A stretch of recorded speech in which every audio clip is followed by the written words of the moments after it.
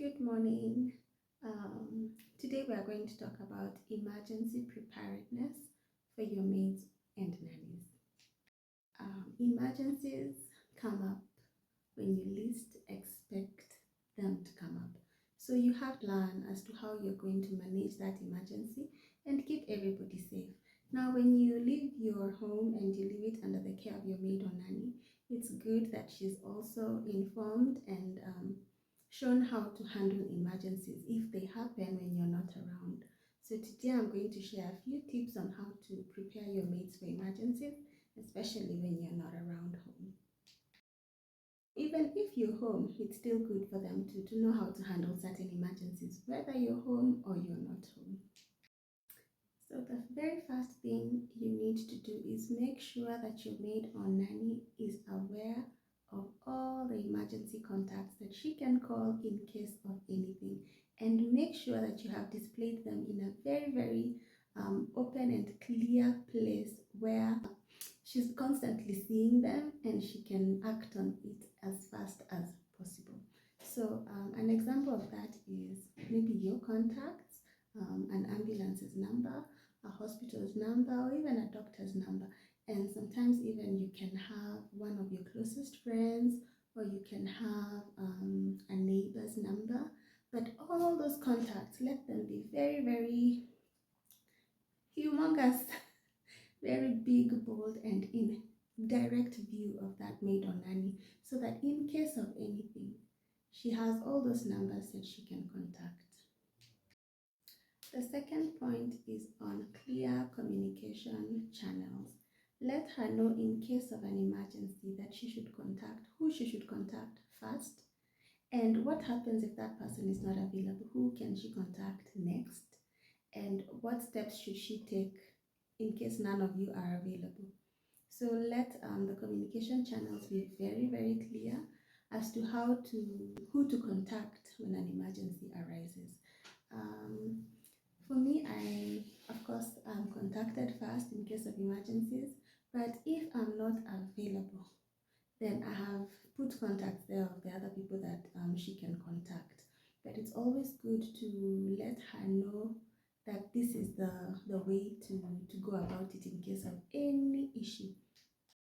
Yeah, so for right now, we don't have walkie-talkies, but she can use her phone and call me. Actually, I'm saved on her number as, is it on her phone as, is it star or hash, the reverse call?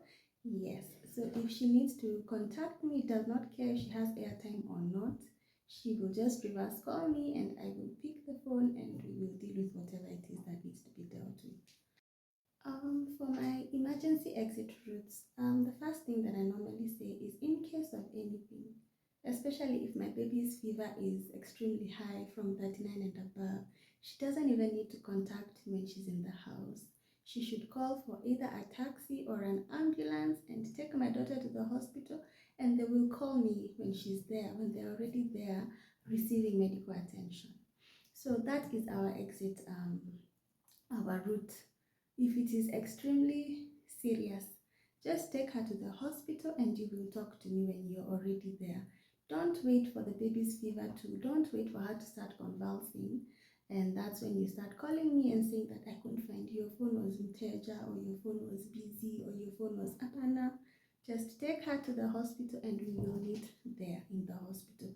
And I remember when I was when we had the comfort services for my grandmother, it reached, and I was the secretary of those of the committee. So I was constantly in the meetings, and my phone, I could not even pick calls. But there's a time that my daughter was not feeling well, and she called me in the middle of the meeting and told me, Mimi, naona kama Grace hayuko sawa, kwa hivyo wacha tumpeleke hospitali. And I was so traumatized. Because yes, I left her with some fever, I gave her Calpol, but now, because I went for the meeting, now she told me that Gracie was not feeling better and we should take her to the hospital. So because it was not so much of an emergency, that she was not convulsing and all that, I just closed the meeting there and everybody allowed me to leave, which I did, and I came home, and immediately with the same car that brought me home is the same one we used straight to the hospital.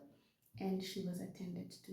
So those are some channels of some exit strategies that you can teach your maid or nanny when there's an emergency that pertains to your child. Let her know that don't even wait for me to tell you to go to hospital. Just pick the baby and go to the hospital. Mkiwa nyinyi wawili tutakutana mbele. Another thing is to always make sure that you have a first aid box and emergency supplies around the house. So some emergency supplies may be a medication that can reduce fevers like Panadol or Calpol. Some first aid things that you could have are such as Elastoplast and Spirit or Dettol, and yeah, those kind of things that can situation kwa sasa, as you see what else you can do to help the person who is ailing. Yes, so it's good to always have a first aid box. And I remember when my nanny went for her first aid training, that is one of the things that she was asked is, in the home that you are in, do they have a first aid box? And yes, I had to buy one from that time on, because she was advised that it's always good to have a first aid box in your home. When it comes to fire safety, we haven't had any training on fire safety, and it's a very good thing. We should consider doing it, but we haven't had that. So what I always say is, I had a nanny who would put food on the cooker and go outside to play. So by the time I realized the house is smoking, when I go into the kitchen, whatever she had put on the cooker, ilishaungua imekuwa makaa. So those kind of things, educate your nannies never to leave the kitchen when there's something on the fire. It happens even to us. There are some times that you can put tea on the fire and say, let me go sit in the sitting room as the tea inachemka. Little, pole pole tu, little did you know here. Maziwa yote imemwagika na gas imezima, but gas iko on, inaendelea tu kutoa gas. So it's always good to train your maids and nannies never ever to leave the kitchen when they are cooking something. So let them stay there until the food imeiva, then now they can get other kinds of shughuli. But don't ever leave any food cooking on the fire and find other things to do outside, because those other things you're finding to do outside are going to distract you, and you're going to completely forget that you had food in the fire. So this particular nanny, she was called Diana, and it didn't happen once, it didn't happen twice, it didn't happen thrice. So that was just her being reckless all those times. At home with a child, she will put, even though it's just water, maybe she was boiling water so that she could cook ugali or something, she will put the water there and go outside and play with my baby. And then she will play. By the time she's coming back, the sufuria is empty, the water evaporated, the sufuria is now just burning. Ooh, no, it's not good. So teach your maids to never ever leave the kitchen when there's something on the fire, on the cooker. Okay? Last but not least is the emergency plans for children. And I have already mentioned that. I have told you how it's done in my home. I actually have a card, an equity card, that I always leave home just for emergencies. In cases where I'm unavailable by phone, my nanny can take that card, and she has the password. I never hide it from anybody who is in my home, because it's an emergency card. She can take my daughter to the hospital, use the card to pay for my daughter's medication and stuff. And yeah, and I also have an insurance card for my daughter. So if it is going to require insurance coming in, then they are all available. They go to the hospital my daughter is tended to, and they can call me now when my daughter has gotten the medical attention that she requires. And I would encourage all of you to do the same thing.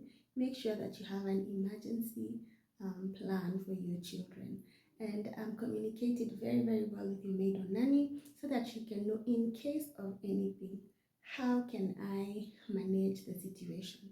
So should I call the mom first? Should I take the baby to the hospital first? Should I, Yes, so that's it from me today. Have a beautiful day.